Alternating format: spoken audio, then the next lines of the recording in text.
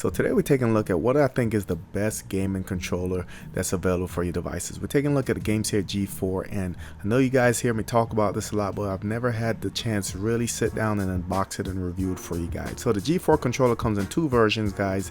There's a G4, which you're looking at right now, is $36. There's also a G4S, and the only difference between that is that this just have a wireless dongle. So this is a 2.4 gigahertz wireless USB dongle. You plug into your device and you're good to go. Now the $36 version does have a USB plug-in, but that will be a wired connection, so you can actually plug it in the top of the controller, plug it in directly to your device, and then you can start gaming. Now both versions, they do have a Bluetooth compatibility, so you can go ahead and pair via Bluetooth, and we'll be demonstrating that a little bit today. But the choices between you guys, if you want to spend the extra $6 for the USB dongle, which I would really recommend, and that's because the dongle uses 2.4 gigahertz instead of Bluetooth. In most cases, it's going to give you better responsiveness as well as the more stable connection. So unfortunately for me, at the time of purchasing, I didn't notice that I was purchasing the G4 versus the G4S. So as far as the specs for the G4, the connectivity, we can connect to any Bluetooth device with Bluetooth 4.0, as you can see here.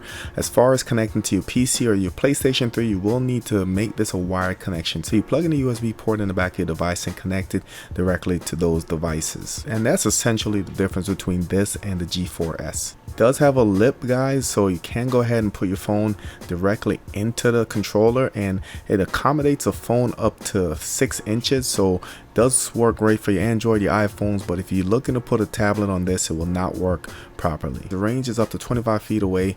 That's the Bluetooth connection, of course. So the battery itself is an 800 milliamp hour battery. It gives you about 15 hours of continuous gaming and up to 12 months of standby time. So what that means is that if you let it sit in the closet for 12 months, you can go ahead and grab it and you should be able to play it with no issues. So today I will be demonstrating this on my Note 8 as well as the nvidia Shield, but before we do that, let's go ahead and see what's in the box.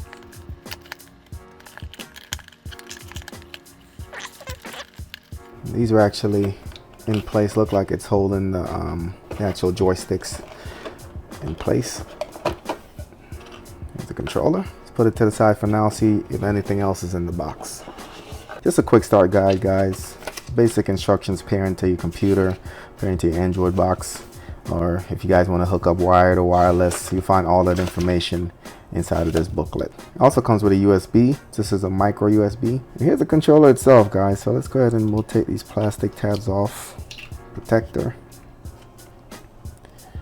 Have a quick look around. So of course you have your left stick there, right stick, your D-pad.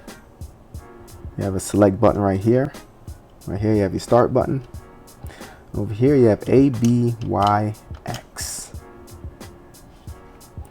On the front you have your charging port, and you also have L1, L2, R1, and R2. Feels pretty good, guys. So the ones like L1 and the R1 have a nice click to them, and then these, the L2 and the R2, they actually have a softer trigger like effect, so pretty cool.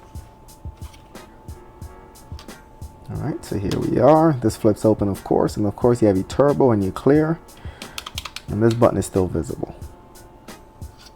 Alright, so that's how far it extends. It will not fit a tablet, so it's basically designed for a phone. You guys can see right there, that's about a 4-inch gap, so it's not going to fit your larger tablets. Alright, let's go ahead and power it off for the first time. Nice little logo. You can see that the buttons are also illuminated. Looks pretty good. Feels solid too, guys, if I didn't mention that before. Really nice and solid. Nice weight to it, and I don't anticipate you guys being fatigued holding this controller. Feels really good. So that means that it's pairing, of course, and up top you can see that that's my battery indicator, and right now I have 4 bars, so it looks like I have a fully charged controller. So here we are, guys. Have it hooked up to my Note 8. Haven't paired it as of yet, but wanted to show you the 2 settings that we have as far as the angle. So this is the first one, then you can go down and make a flatter surface, and that's what this will look like. It's pretty stable, but I can see this jolting loose if you shook it too hard or something like that, guys. Another thing to take into consideration is the length of this.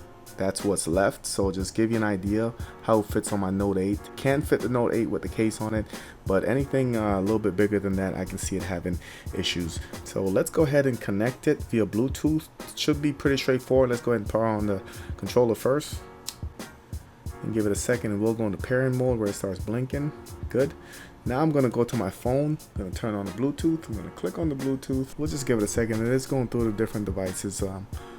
See if we can pull the name here. There it is right there, Gamesir G4. So let's go ahead and click on that. And there we go. So now that I'm paired, you can see it's real easy to go ahead and use this controller, guys. Responsiveness was awesome.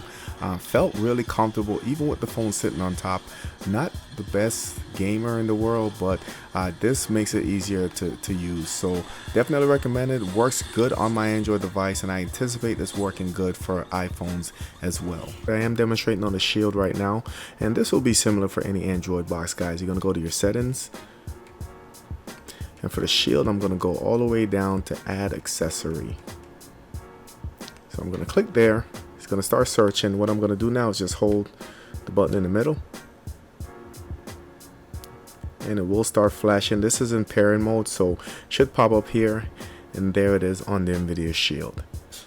So I'm going to go ahead, click on pairing.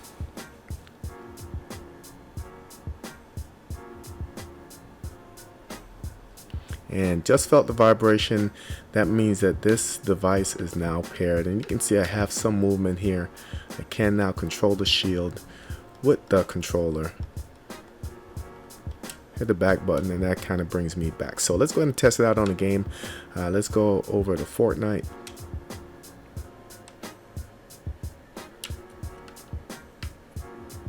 So I haven't yet played this on the nvidia Shield. I've played on the Xbox before, but it should be similar.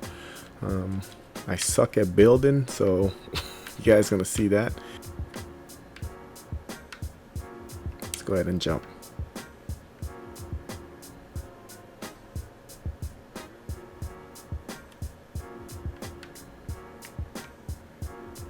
Alright, so it looks like I'm by myself, so let's go ahead and get some of these goodies.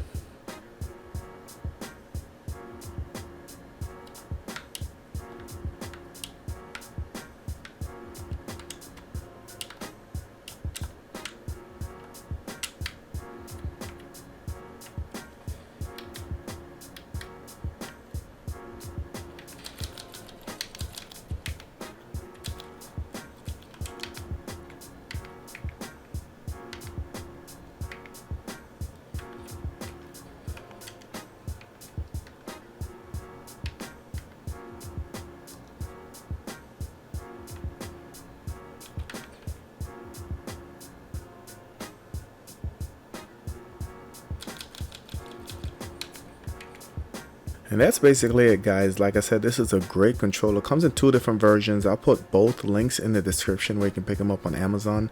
I also will be adding this to my Amazon store. But good controller, nice and comfortable, easy to use, easy to pair. Battery life is awesome, and overall just very comfortable, and definitely a must-have in my opinion. So if you guys have any questions about this video, drop them in the comment section below. As always, don't forget to like, share, and subscribe. Hit that thumbs up as well. Thank you guys for watching, and I'll catch you on the next one.